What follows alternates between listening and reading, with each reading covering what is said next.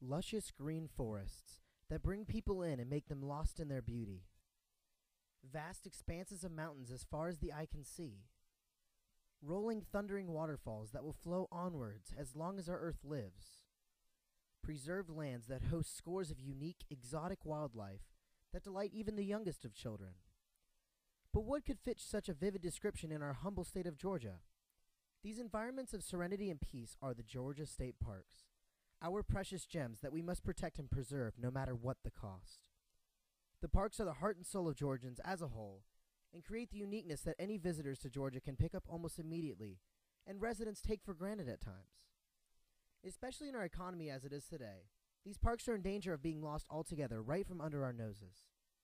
In almost any economic situation, Georgia State Parks are normally the first to get furloughed and then get their budgets cut because people do not realize the hidden gems they hold in their grasp.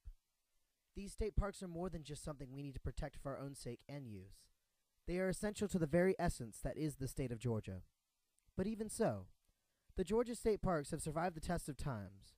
But now the fate of state parks has been thrust into our hands. What will we do with the power that we have been given? On July 1st, 1932, a polio-stricken man accepted the presidential nomination from his Democratic Party and within 6 months was inaugurated as the 32nd President of the United States of America. This man is, of course, former President Franklin Delano Roosevelt. Running on a platform of relief, reform, and recovery, Roosevelt installed his program called the New Deal and immediately, in what we now call the 100 Days, passed a number of acts and laws that aimed to try to get the United States out of the Great Depression and to help individuals as well survive during the hardships and trials that faced all citizens. One of the programs that passed was the Emergency Conservation Work Act, and formed what we now know today as the Civilian Conservation Corps, or the CCC.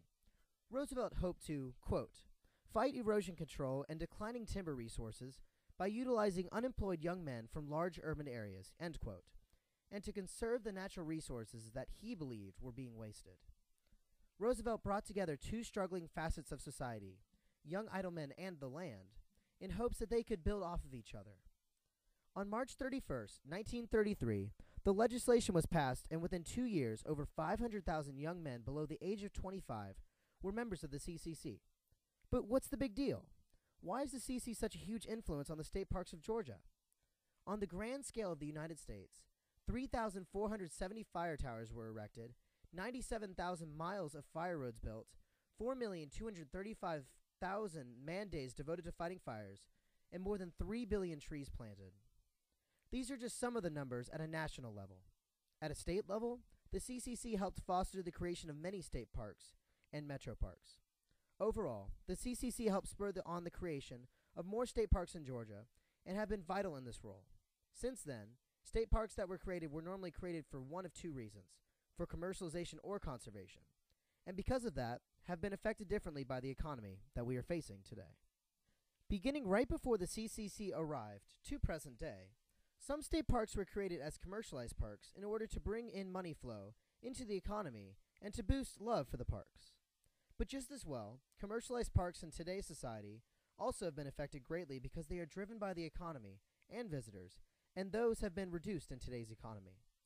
In 1927, Indian Springs became the first state park of Georgia in a line of many to come. The area around the Indian Springs were fought over by settlers and Indians in the late 1700s and 1800s for the mineral springs that make the park so famous. This trend kept, and a hotel called the Indian Springs Hotel was even built right in the park itself in order to harness the tourists coming into the park. The park set itself to be a tourist attraction and still is today. Because of this, the economy of today has affected Indian Springs directly by reducing the flow of visitors into the parks and also a reduced funding of the park. The lodge is still booked well in advance, but prices have been reduced over time, and also group discounts and other ways to bring visitors in have been applied. With a recent budget cut, like all other parks, Indian Springs have had to cut many positions as well as find ways to conserve the mineral springs on their own without government help. The future of Indian Springs is in the hands of the managers and rangers, for every choice they make is one for the whole park and the surrounding area as well. Unicoi State Park was created in 1954 and was named after the Unicoi Turnpike nearby. The turnpike's role in the past was to bring settlers to the mountains and Unicoi took up that oath as well when it was formed and was created as a destination for these travelers from the Turnpike. Unicoi State Park is a very diverse park and held the original lodge in the Georgia State Parks, which brought in much revenue for a long time and still does today. According to Duncan Whitney, the manager of FDR State Park, Helen and Unicoi are the perfect balance between conservation and commercialization. If you go there, it is beautiful even with a lot of people. The relationship between Helen and Unicoi shows the necessity of local communities for the park. Unicoi State Park helps support Helen and vice versa. In 1974, the Lodge at Unicoi was created, the first of its kind in Georgia.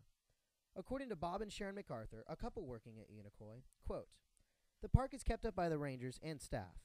In the case of a couple working here, the wife normally works in the center and the husband works with the rangers. We need a lot of help now that the economy is bad, though." End quote.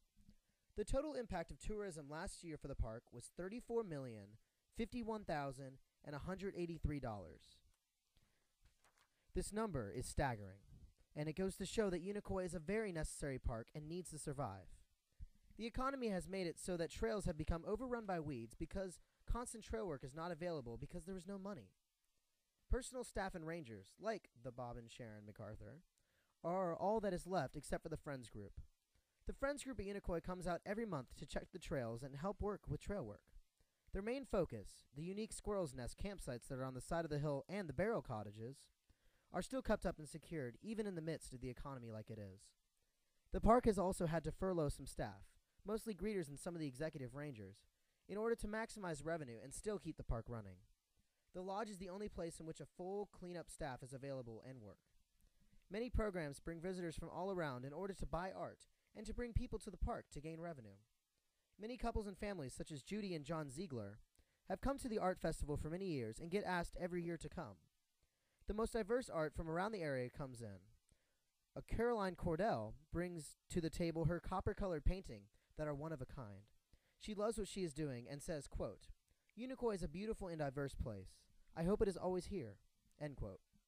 Another couple, Gene Harrison and his wife, use old family heirlooms that people give to them and turn them into art. They have been at Unicoi for 35 years and proudly said, "We love the diversity in nature here. It is truly an incredible place." Even Dave and Paula Lucas come to the show every year with their homemade stringed instruments and teach people who have never played an instrument in their life how to play one. The diversity that Unicoi brings, even in the midst of the economy like it is stunning and should be commended.